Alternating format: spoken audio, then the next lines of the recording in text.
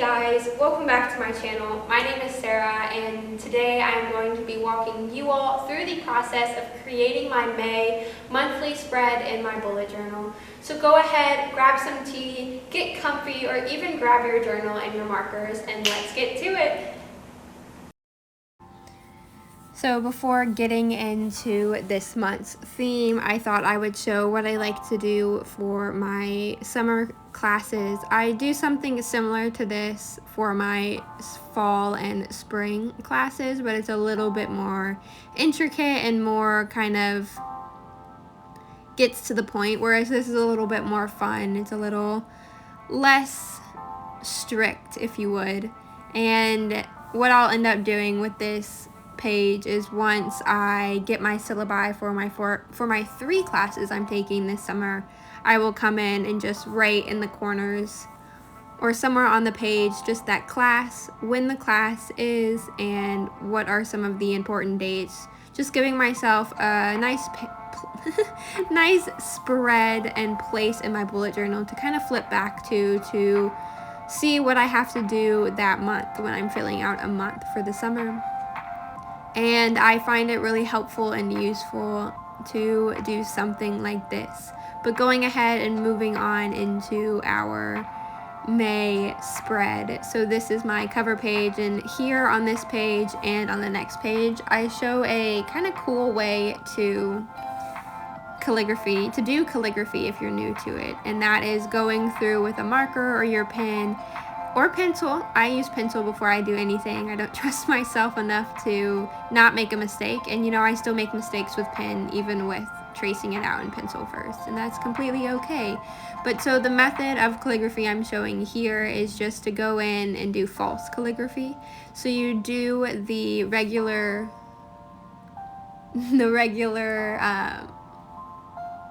why did I just forget the word? The regular lettering, and then you go back on the downstrokes and you make a second line, and then you go in and you just color in those 2 lines once you finish it off.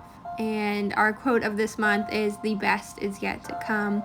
Just kind of sticking on the theme of trying to keep my head up during this quarantine, during these hard times. And maybe it's a reminder to you that this is pretty hard, but something good is going to come out of it, and the best of it is still yet to come.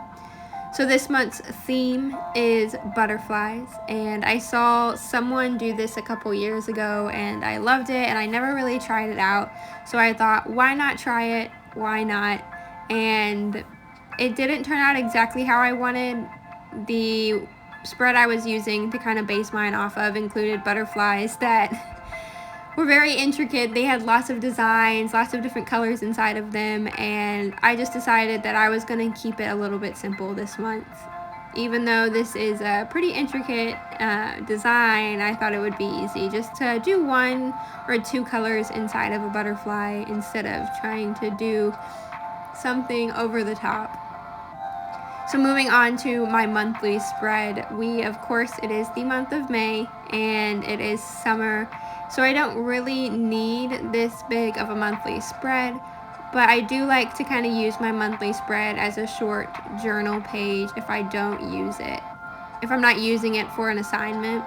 So what I mean is, at the end of a day, I'll just kind of think of one thing I'm grateful for, whether that a word or a short sentence, and I'll kind of just write it in one of these boxes if it isn't already filled with an assignment. If it is filled with assignment, then I'll kind of just say what I'm grateful for to myself and have a nice little moment with myself to just kind of reminisce over the day. And then of course we have our little butterfly, and I decided to go in with gray and fill in the body of the butterfly. And I am using, again, my Super Tip Crayola markers. I live by these markers, and I highly, highly recommend using them if you are looking to start bullet journaling. They are a great pen to use.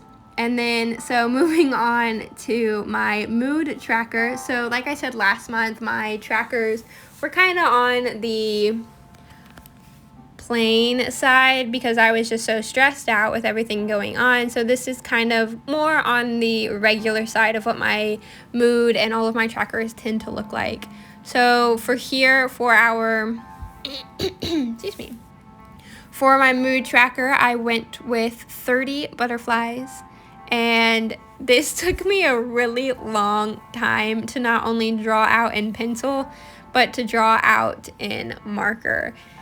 And I'm really happy I did it, because at the end of the month it's going to look really, really cool when I come in and all of the butterflies are colored in a color. And it already looks kind of cool, but my hand was hurting after I finished this, but it was worth the pain because look how great it turned out. But so moving on from my mood, we're going to our sleep log. So I really enjoy tracking my sleep. I find that it not only helps me get more sleep, but it helps me kind of track my mood and my habits a little better, because if I'm not getting enough sleep, then I'm not going to be doing my mood. I'm not going to be having a good mood or wanting to do my activities as much as I should. And then of course we just have a little money and expense and health tracker. I have a lot of expenses with, being an adult that I have to pay. And then I do have wow, words are hard today apparently. I have a lot of headaches that I get, so I like to track those for when I have to see my doctor. And I did mess up at the bottom of that page, but it's completely okay. You just gotta roll with the mistakes. And the best way that I find is just to kind of embrace them and go with it. And then for my habit tracker, I decided to track some different habits, and I didn't end up writing them in until after. So we have taking a shower, which I know kind of seems counterintuitive. I take showers every day and I don't need a reminder, but it's just having something to like mark off. We have, of course, doing my yoga, taking my pills at the end of the night, if I'm on my period that week, if I worked out, if I meditated, if I got outside. And then I don't know what the last one is, but we will see it at the end of the journal when I come and fill it in. And here for this quote of success comes from what you do consistently, I did do actual calligraphy where I just do thin strokes on the upstrokes and thick strokes on the down strokes.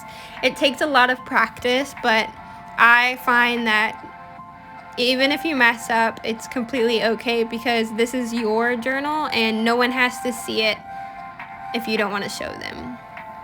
So moving on to my weekly spreads. So these spreads definitely are much different than anything I've ever done. I've always taken 2 to 4 pages for 1 week.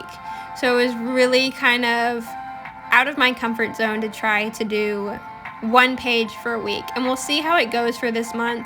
But I've noticed that with this quarantine, I don't have a lot going on. Even with school, I don't need a whole 2 pages for 1 week. It kind of is just wasting a lot of space. So we'll see how this turns out. I'm really hoping it works so I can use this for the rest of the summer semester. And I will let you guys know how it goes next month.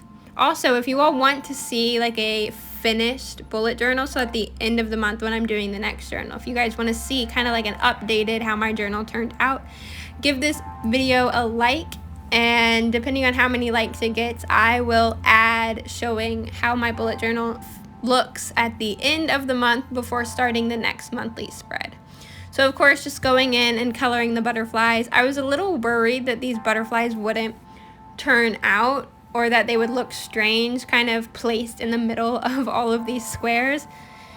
Excuse me, but once I kind of colored them in, I thought it kind of actually made the pop look more lively. It kind of made the butterflies almost pop out of the page, and I really, really enjoyed how it turned out. But so this is my spread for my month. I really like it. I had a lot of fun drawing it.